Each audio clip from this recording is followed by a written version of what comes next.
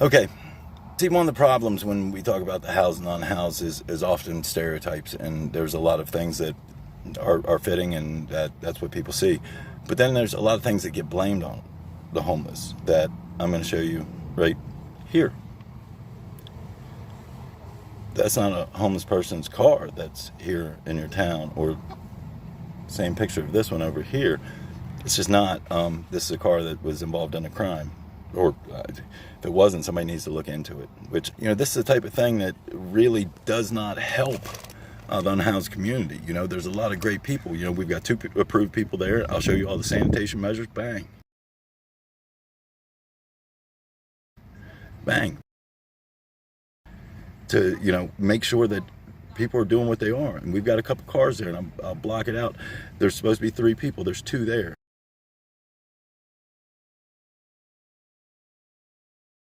And these people really need it. And their vehicles, they're not causing any problems. But then you look at this. What do you see? I know what I see. I know the reality, I know the truth, but I know if I was looking at it through your eyes, what I'd see. I wouldn't see all the good stuff going on. I wouldn't see the 2 people who are supposed to be there. I'd see this car that looked like it was involved in a crime. I'd hang that on the hats of the homeless. I'd hang that on Father Bernie. I'd hang that on everything people are trying to do right now.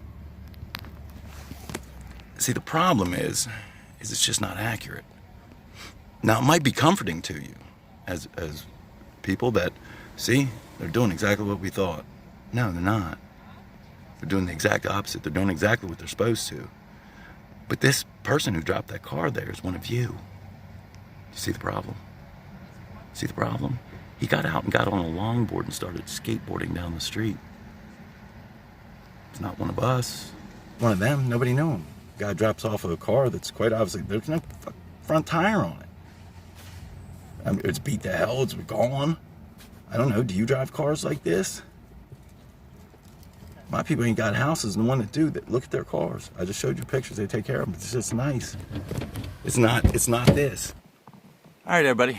I'm back home now. I just wanted to kind of wrap this video up. Everybody say hi to Jake. Jake, it's no joke. My dog's name is Jake. But I did this little video today because it was very nice to see the community function in the way that, they lifted this ordinance, and the churches are doing their part, and I think, the unhoused community is doing their part. What the problem is the narrative sometimes is just off, I think.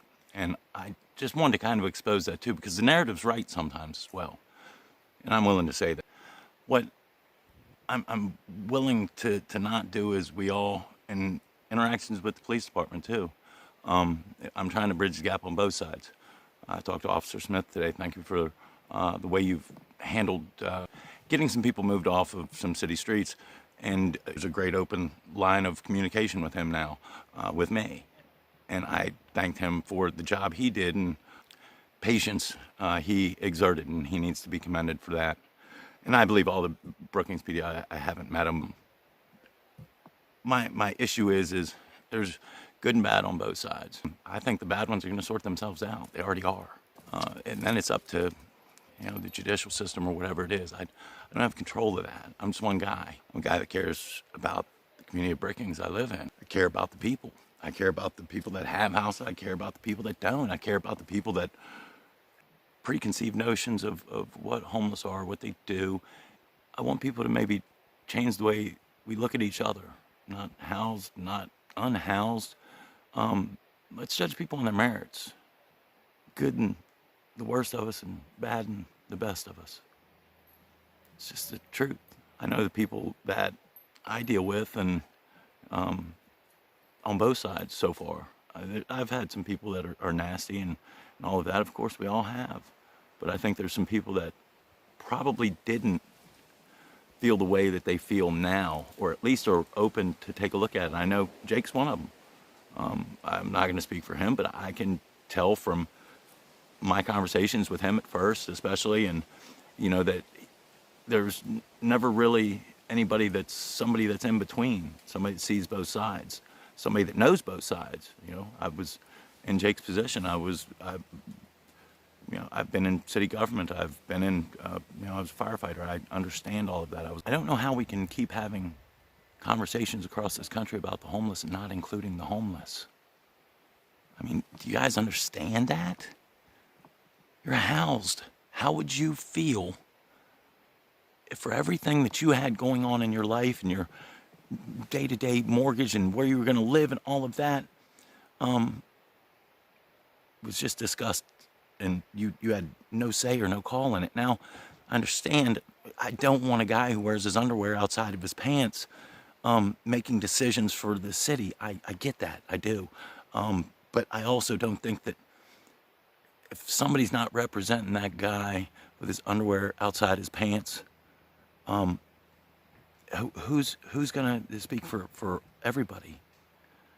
Somebody's got to do it. They need to be heard, because you can put mandates on them all you want. If they don't have the backing, they're not going to do it. And that's truth. That's reality. You know, we need their cooperation as much as we need Brookings' cooperation, you know? And so far, this has been a dynamic glimpse into how communications can be. The first thing I was tasked with is just to make sure the wash stations don't get trashed throughout town. They're intact.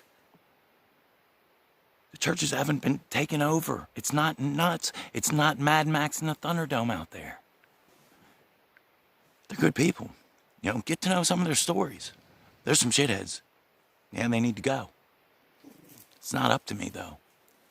I do know the majority are good people, and I know that the people of Brookings just want to live a happy existence and not be worried about people digging through garbage cans and all of that good jazz. And the police might have some more limited interactions, negative interactions with the homeless. And the thing is if we can get everybody on the same page and we can get a system that works, even if it's parking lots or whatever, there's going to be more coming, you know, because of everything's going on with this COVID. Before that they were coming, but now it's going to be accelerated. You know, just saying go away and go to another town doesn't work anymore. Doesn't, you know, I'm here to tell you Brookings, I'm here to tell you Curry County, I'm here to tell you small town USA, I'm here to tell you any town USA. You can't keep shipping them somewhere to be somebody else's problem. Because what happens? You know, what happens when an event like this happens and you can't ship them anywhere? Then they're your problem. You know, let's all work together. I think right now we've got a core group of people on both sides that are working for the betterment of this whole situation. I'm in. Let's keep going. Me and Jake, I don't know if you can see him.